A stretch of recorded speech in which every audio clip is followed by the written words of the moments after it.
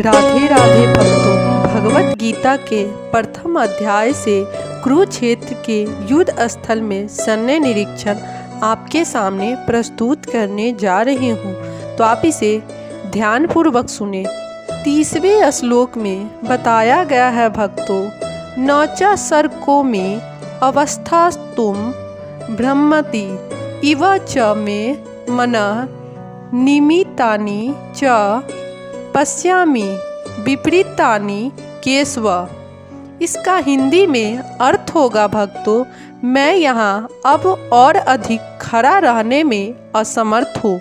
मैं अपने को भूल रहा हूँ और मेरा सिर चकरा रहा है। हे कृष्ण, मुझे तो केवल अमंगल के कारण दिख रहे हैं। अपने अधैर्य के कारण अर्जुन युद्ध भूमि में खड़ा रहने में असमर्थ था और अपने मन की इस दुर्बलता के कारण उसे आत्मविस्मृति हो रही थी। भौतिक वस्तुओं के प्रति अत्यधिक आसक्ति के कारण मनुष्य ऐसी मोहमय स्थिति में पड़ जाता है। ऐसा भय तथा मानसिक असंतुलन उन व्यक्तियों में उत्पन्न होता है जो भौतिक परिस्थितियों से ग्रस्त होते हैं। अर्जुन को युद्ध भूमि में केवल दुखमय पराजय की प्रतीति को हो रही थी। वह शत्रु पर विजय पाकर भी सुखी नहीं होगा।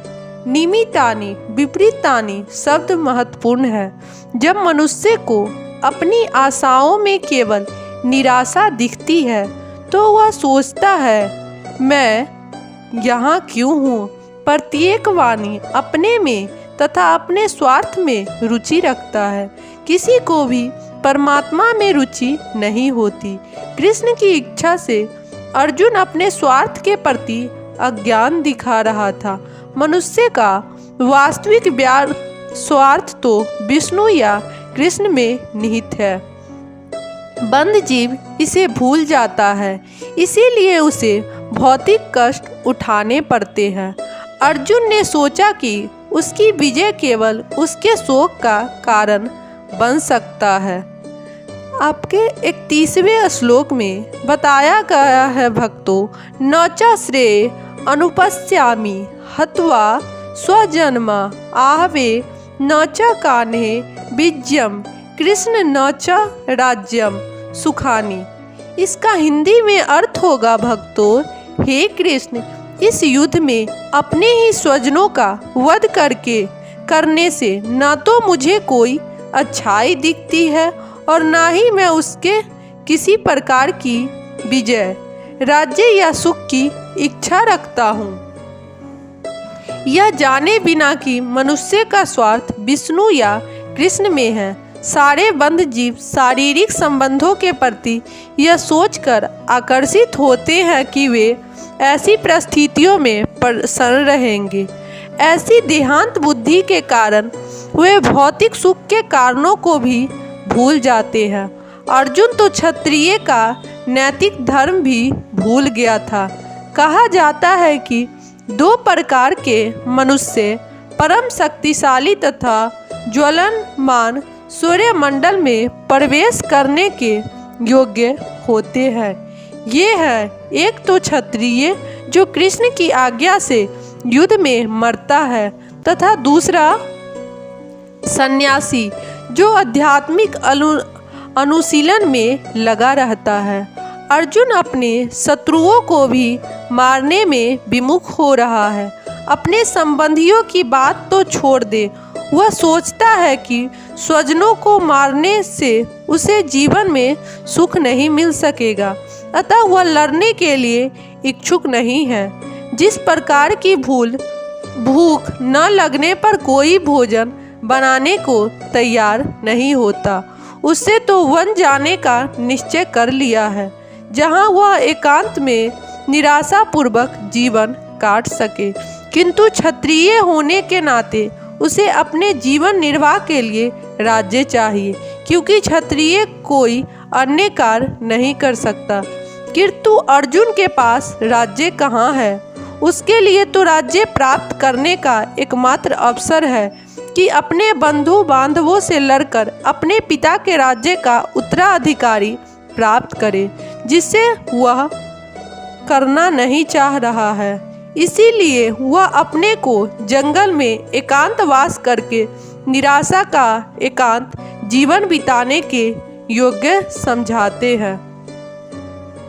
32, 33, 34 और 35 श्लोक में बताया गया है भक्तों, कीमा न राज्येन गोविंद कीमा भोगे जीवितेन वा योसाम अर्थे का कारांक्षितम नह राज्यम भोगा सुखानि च ते इमे अवस्थिता युद्ध में परिणाम प्रत्यक्त्वा धनानि च आचार्य पितर पुत्र तथा एवं च पितामह मातुला धनुष्वा मतलब श्वशुर पौत्रा स्लाया संबंधी तथा एतांत ये सब न मतलब कहीं नहीं, हंतुम इच्छामि धृत मतलब मारे जाने पर, अपि मतलब भी, मधुसूदन मधुसूदन मतलब हे मधुर असुर के मारने वाले कृष्ण,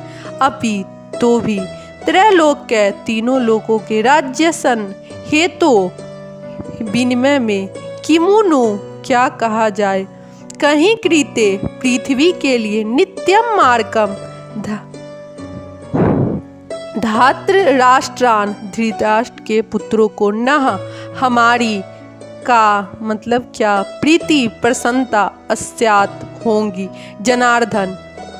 हे गोविंद, इसका हिंदी में अर्थ है भक्तों, हे गोविंद हमें राज्य सुख अथवा इस जीवन में क्या लाभ, क्योंकि जिन सारे लोगों के लिए हम उन्हें चाहते हैं वे ही इस युद्ध भूमि में खड़े हैं। वे मधुसूदन जब गुरुजन प्रीतगण पुत्रगण पितामह मामा ससुर पौत्रगण साले तथा अन्य सारे संबंधी अपना अपना धन एवं प्राण देने के लिए तत्पर है और मेरे सक्षम खड़े हैं, तो भी मैं इस सब को क्यों मारना चाहता हूँ, भले ही वे मुझे क्यों न मार डाले। हे जीवों के पालक, मैं इन सबों से लड़ने को तैयार नहीं, भले ही बदले में मुझे तीनों लोग क्यों न मिलते हो। इस पृथ्वी की तो बात ही छोड़ दो, भला धृतराष्ट्र के पुत्रों को मारकर हमें कौन सी प्रसन्नता मिलेगी। अर्जुन ने भगवान कृष्ण को गोविंद कहकर संबोधित किया।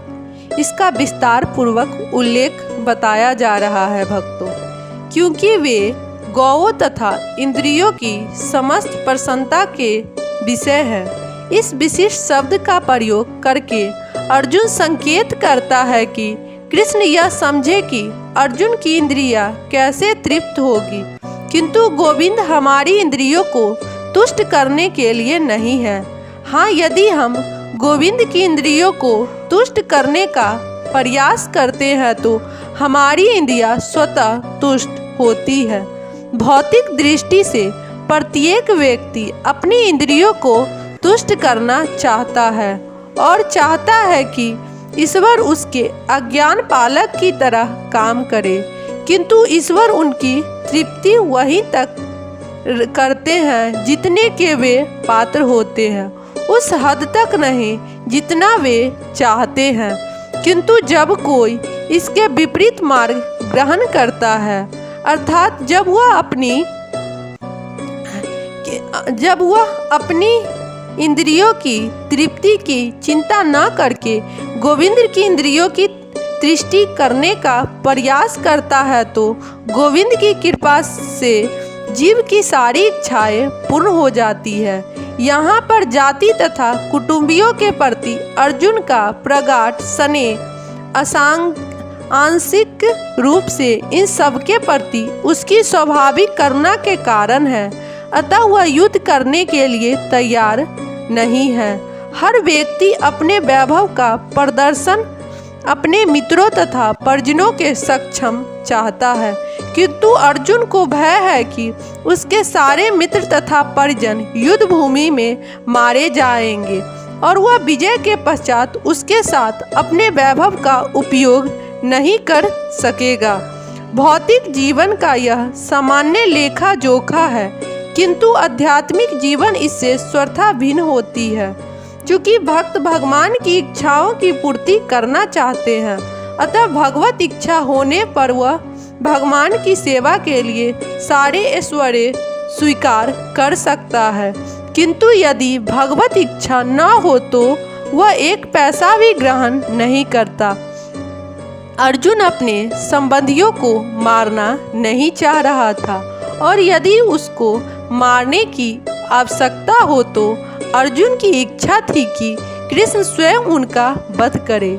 इस समय उसे यह पता नहीं है कि कृष्ण उस सबों को युद्ध भूमि में आने के पूर्व ही मार चुके हैं और सब उसे निमित्त मात्र बनता है। इसका उद्घाटन अपने अगले अध्याय में होगा। भगवान का असली भक्त होने के कारण अर्जुन अपने अत्याचारी बंधु बांधवों से प्रतिशोध नहीं लेना चाहता था, किंतु यह तो भगवान की योजना भी थी कि सबका वध हो। भगवत भक्त दुष्टों के प्रतिशोध नहीं लेना चाहते, किंतु भगवान दुष्टों द्वारा भक्त के उत्पीड़न को सहन नहीं कर पाते। भगवान किसी व्यक्ति को अपनी इच्छा से क्षमा कर सकते हैं, किंतु यदि कोई उनके भक्तों को हानि पहुंचाता है तो वे उसे क्षमा नहीं करते। इसीलिए भगवान इन दुराचारियों का वध करने के लिए उद्यम थे। यद्यपि अर्जुन उन्हें क्षमा करना चाहता था।